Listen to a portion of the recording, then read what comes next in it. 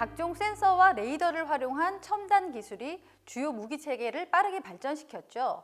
총과 포의 경우는 이런 첨단 기술들을 어떻게 적용을 하고 있습니까? 현대 모든 포들은 전자장비를 활용해서 그 타격 능력을 좀 극대화시키고 있는데, 자주포 같은 경우는 실제 발사되는 탄의 속도를 측정하는 레이더를 달게 됩니다. 그래서 MVR이라는 머지 벨로시티 레이더를 달게 되는데, 그 탄의 속도가 왜 중요하냐면 사거리를 결정하게 되거든요. 그리고 또 사격을 하게 되면 포신을 오래 사격하게 되면 점점 그 포구 속도가 떨어지면서 사거리가 짧아지는 현상이 나타납니다. 그거를 레이더로 측정을 해서 실제 줄어드는 사거리물을 다시 이렇게 고각을 조정하면서 보정하는 그런 식으로 사용해서 그 명중률을 끌어올리는 방법이 있고요. 또 전차 같은 경우는 포구 끝에, 포신 끝에 그 포신의 그 포구가 지향하는 방향을 측정하는 전자장비를 달게 됩니다.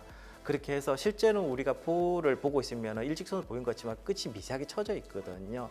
이 미세하게 쳐져 있는 그 양을 실제 측정하고, 거기서 좀 더 발전해서 전차 같은 경우 주행을 하면서 사격을 하게 되면 포신 끝이 이렇게 떨리게 됩니다. 이 떨리는 이 끝의 위치를 정확하게 측정을 해서 그 움직이는 물체를 정확하게 할 수 있도록 그런 식으로까지 보정을 하고 있고요. 또 앞서 말씀드렸던 이제 기관총의 성능을 극대화시키는 원격 사격 통제 장치 같은 경우는 그 주간 카메라, 그다음 야간 카메라, 레이저 거리 측정기를 통해서 사거리에 맞춰서 탄도를 보정하고 레이더까지 달아서 실제로 안 보이는 이제 악천후 환경에서도 기관총을 소격 사격하는 안개 같은 환경에서 실제 시계가 뭐 100m도 안 나는 상황에서 이제 적이 이렇게 그 조용히 또 접근하게 되면 그때 레이더를 켜서 실제 그 적이 다가오는 것을 보고 위협 사격을 할 수 있고, 이런 식으로까지 발전하고 있습니다. 이제 총기의 경우에는 총기 자체의 성능을 극대화할 수는 없습니다만 활용성을 증가시킬 수 있습니다. 예를 들어서 왼손잡이가 총기를 사용하는데 그러니까 어려운 점이 없도록 좌수자와 우수자와 동일한 기능을 제공할 수 있도록 현재 총기를 설계를 하고 있고요. 요즘에는 이제 야간에도 표적을 식별할 수 있는 주야 조준 장치를 현재 장착을 하고 있습니다. 탄도 계산 기능까지도 조준경에 현재 장착이 되어 있고요. 그다음에 탄피 자체가 동으로 현재 제작이 되어 있는데, 그러니까 이제 탄이 또 무거워지고 이런 무거워지는 걸 해소하기 위해서 현재는 무탄피 개념도 현재 연구가 활발히 이루어지고 있고요. 그리고 이제 마지막으로는 소음기가 현재 소리를 줄이는 것 때문에 사격을 할 때 소리가 크게 퍼지지 않도록 소음 기능을 현재 많이 적용을 하고 있는 형태입니다. 예. 지난 20년 사이에 정말 늘어난 게 어떤 탄의 사거리를 늘리는 어떤 탄 자체에 대한 연구죠. 예를 들자면은 탄의 사거리를 늘리는 요소 중에 하나가 사실 탄두의 형상이에요. 얼마나 공기역학적으로 멀리 나갈 수 있게 하냐. 21세기 들어오면서 이제 컴퓨터로 유체역학 뭐 이런 걸 다 계산을 해가지고 정밀 가공을 할 수 있게 되다 보니까 총알의 디자인만 바꿔도 이게 굉장히 멀리 날아가는, 그게 가능해진 겁니다. 그리고 뭐 앞서 말씀드린 탄도 계산 이런 거가 이게 컴퓨터로 이제 탄도 계산을 할 수 있는 시대가 되다 보니까 미국분야 주요국 저격수들의 필수품이 스마트폰이에요. 스마트폰으로 표적까지의 거리가 얼마고, 그 다음에 뭐 바람이 얼마고, 뭐 총알 무게는 어떻고, 총알 종류 이런 데이터를 쫙 입력을 하면은 조준경을 어떻게 해서 맞추고 각도를 어떻게 해주세요 이런 솔루션을 다 내주거든요. 그러면서 이 저격의 명중률과 사거리가 정말 어마어마하게 높아졌어요. 지금 우크라이나에서 3점 몇 킬로미터 저격이 성공을 했어요. 지금 총알이 아니라 미사일 아닌가요? 3km. 근데 총알이에요. 그러니까 그만큼 이제 어떤 총이 갖고 있는 어떤 잠재 능력을 예전보다 상상이 힘들 정도로 뽑아내고 있는 그런 시대인 거죠. 뭐 조준경 같은 경우도 1980년대 후반에 미국이 이거 정말 좋은 거야, 굉장히 멀리 볼 수 있어 그러고 했던 조준경이 10배율이거든요. 10배. 지금은 30배짜리가 드글드글 굴러다닙니다. 지금 전 세계에.